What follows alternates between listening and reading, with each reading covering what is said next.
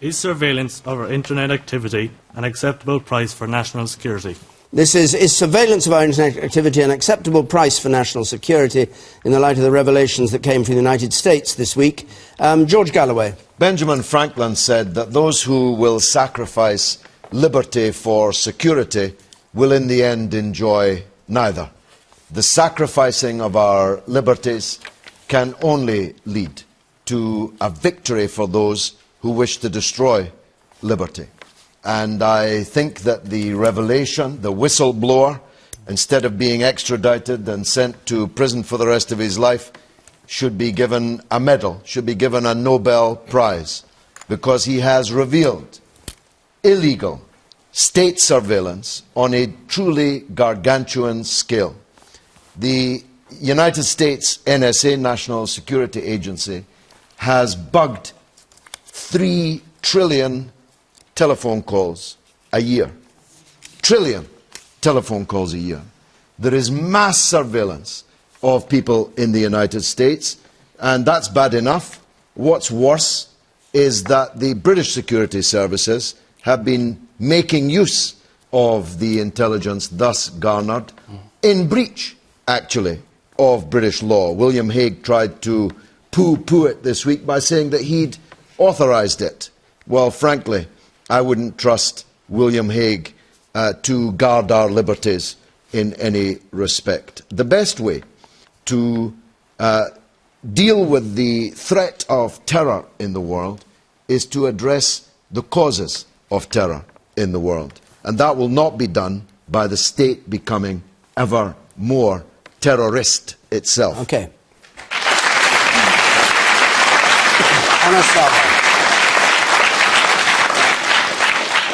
I think the first thing we should do is recognise the important role that our public servants in our surveillance and security industry make to all of us to keep us safe every single day. I think all of us should show our appreciation to them.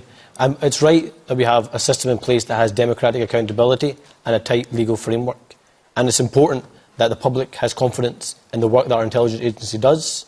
One, so they can make sure they have the support of the public, but secondly, to make sure that they are working within a legal framework. But George Galloway says they're breaking the legal framework already. Do you agree with that or not? I'm just coming to that point. It's right that law-abiding citizens know that their security services and agencies are themselves law-abiding. And that's why I think William Hague has some very serious questions to answer. Did he sign off on the surveillance agencies from the US to tap into British people's phones and emails? And if he didn't, then it's very clear that if there's been any breach of UK laws, then those people and those agencies should feel the full force of UK justice. Okay, but you as a party actually want more surveillance, don't you? You're with the Home Secretary in wanting more surveillance. No, you've got to get the balance right. You want more? You've got to want more or less? You've got to get the balance right in terms of keeping ourselves secure, but also protecting people's genuine right to privacy. And that's why you have got to have a proper, accountable, democratically accountable process, but also a tight legal framework. You can have it's not acceptable for us to say to people, we expect you all to be law-abiding citizens, and then government ministers and agencies themselves aren't themselves law-abiding. That is not acceptable, and that undermines public trust in what we're trying to do, and that's trying to keep all of us safe and stop terrorist attacks happening on the streets of the UK. Let's hear from some members of our audience. You, over there. You say. As George Galloway said there, the whistleblower is getting punished for breaching privacy laws, but the government doesn't get punished at all for breaching our privacy. What's the fairness in that? Good point. Ruth Davidson. George Galloway was trying to trade off liberty against security, and actually a responsible government has to balance one with the other. It's not picking one over the other, it's trying to find the right balance.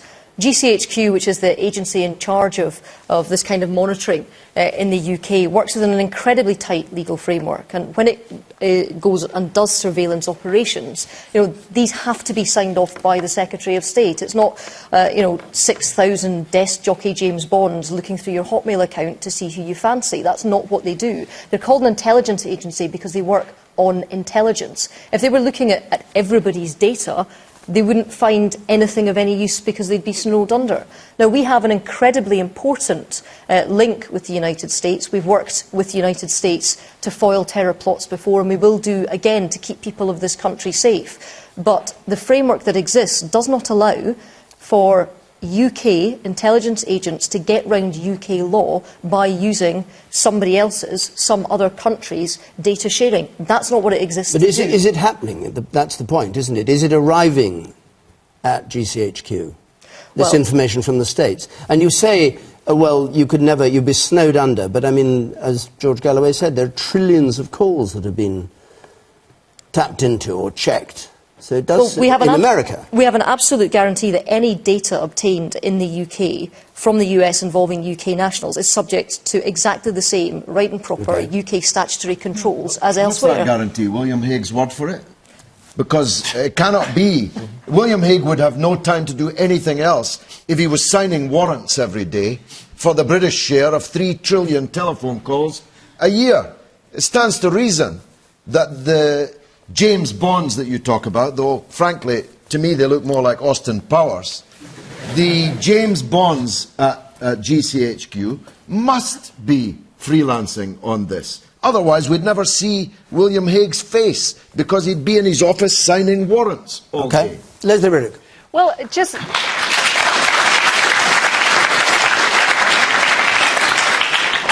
to get specific to what I understand Ed Snowden to have done, he wasn't actually whistleblowing, if you like, on the scale of phone call tapping, which we knew about. He's actually looking at Google and Facebook, handing over details that you, and particularly your generation, have thought you gave in trust to someone who was not a government, who was in effect your friend, who was perhaps an intermediary that let you connect with other friends. And it's that is the most significant aspect of this. It's also significant that we can't be sure now that the rules or the outlook that we have in Britain is something that is is at the heart of the way Google and Facebook are working, because they are an American jurisdiction. Just before we came on air, the US Supreme Court actually found against 2 companies that were trying to patent part of the DNA that we are built from. That's the degree to which American companies very often want to get in and patent and control what is actually belongs to all of us. In the light of Europe that, do you that. accept what Mark Zuckerberg said, which is Facebook never has been part of any programme to give the US or any other government direct access to our servers? Or do you think he's deceiving us? I think everybody can pick their words very carefully in this. As I understand it, Twitter were the only company that could say hand on heart they didn't cooperate with PRISM. But He said he hadn't even heard of PRISM before. Europe has, let's hear it for Europe. Europe has got a whistleblower charter that's been in effect since 1998 that would not prosecute Ed Snowden. So we need to stand up for different values here, and we need to let's set up our own Google and Facebook. Let's think of an opportunity out of all of this. It's going to be a toughie, but we need to pull back our values from where they are at the moment, because they're not safe in those hands. The woman there in yellow. I agree that we need to find a balance between sort of surveillance and actually giving everyone their privacy, but it's actually trying to find that balance. How do we actually find that balance and not cross over into almost being like Big Brother? Where would you come from that? Are you on Facebook? Yes. Are you unnerved by what you've heard this week about the access that security people have to it? Yes. Upset by it? Yes, I feel that I've made my account private and that I should actually be allowed to keep that information private. And you here in the front, do you agree with her? Yeah, I do agree with what the speaker was saying, that obviously I believe national security is very important, but I think in this case it's been a case of behind our backs, little brother Great Britain bowing down to big brother United States. And I think it's time we stand up for our own rights and put our foot down and say, no, these are our laws, this is what our democracy has decided, and we shouldn't just be bowing down to the United States being all-powerful. Angus Roberts.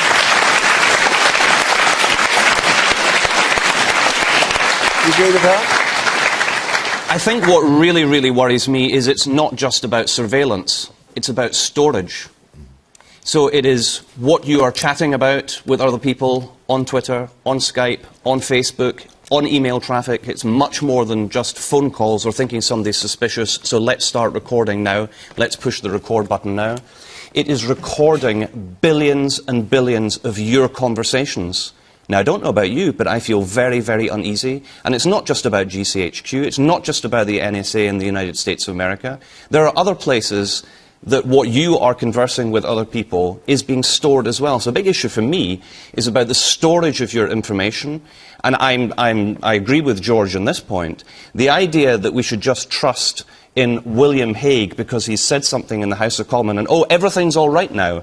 I'm really sorry, I don't think everything's right now. And I think this is going to be one of the coming big debates of the years ahead. You are the IT generation more than any other generation so far. You have grown up from the off, using IT in a way that us fuddy-duddies in the panel never have. And it's going to be even more important to you than it is to us, and we need to get that right. Well, how would you change that framework, Angus? Because you're saying that the framework that exists and the protections that are put in place, the idea that it has to be signed off by a Secretary of State isn't enough. So what do you suggest? Because I say as soon as you tell people that there is a whole area online which we will never look at, which the security services will never access, then that's exactly where people who want to do harm to our country will move their activity. But that's not the point I'm making.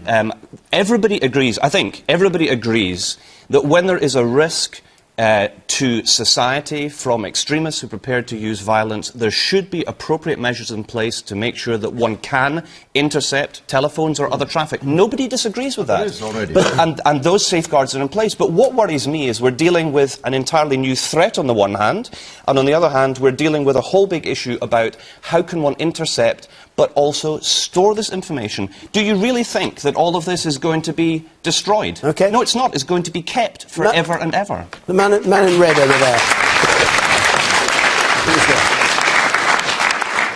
I think we need to start addressing issues as to why we're actually under threat in the first place, and I think it comes back to issues like the war on terror, where we are sending our working class people to go and fight in illegal wars overseas for America's economic interests, and it's about time that we stopped sending the working class people to go and fight for America's economic interest and started bringing people like Tony Blair and others who were in the Labour government at that time up to The Hague to face the war crimes tribunals that they deserve to face. Nigel Farage.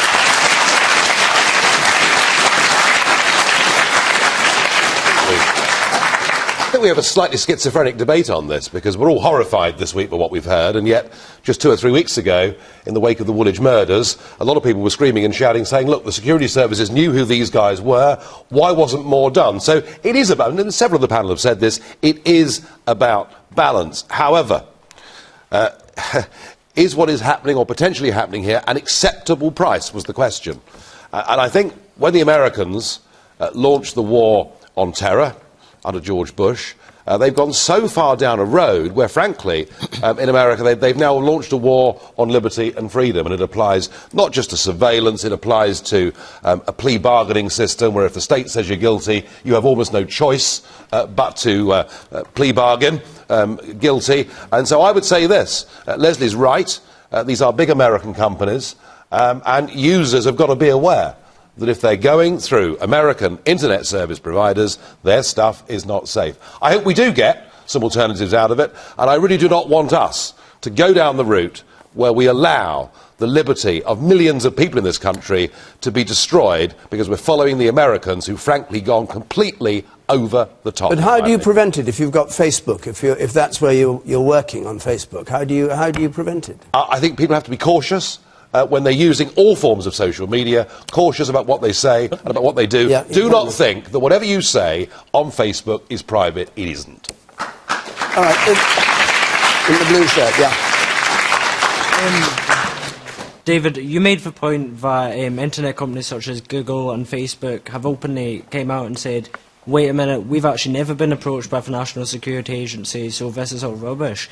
But, in fact, if the NSA did approach Facebook, and of course Mark Zuckerberg openly said, I've never even heard of PRISM, if they did approach Facebook and ask for any information, under US law, Facebook would actually be obliged to completely deny any involvement from the NSA at all. They wouldn't actually be able to say they requested that information. So that shows that we already live under a Big Brother surveillance state, because if governments are found to be storing information that they shouldn't be, or requesting information that they have no access to, they'll find a way to cover it up, and they'll do everything in their power to gag it. So I actually agree with George Galloway when he says that people like Edward Snowden, who, of course, last week it was revealed in The Guardian, showed how easy it was for him to access information, we should be giving people like him a medal instead of prosecuting them. Okay. I'll take one more point, and then we'll move on. The guy in the check shirt there on the gangway. Because we've talked about justice and what should be allowed, but I think we can all agree that internet surveillance can be used for good, and I think a way forward for this to improve the situation is for there to be an international law to mean that whenever internet surveillance is used, it's completely transparent with the cooperation of both governments and both intelligence agencies, so that we don't have this American citizens spying on British citizens, which is completely unjust, which is why it's wrong. Just before we leave this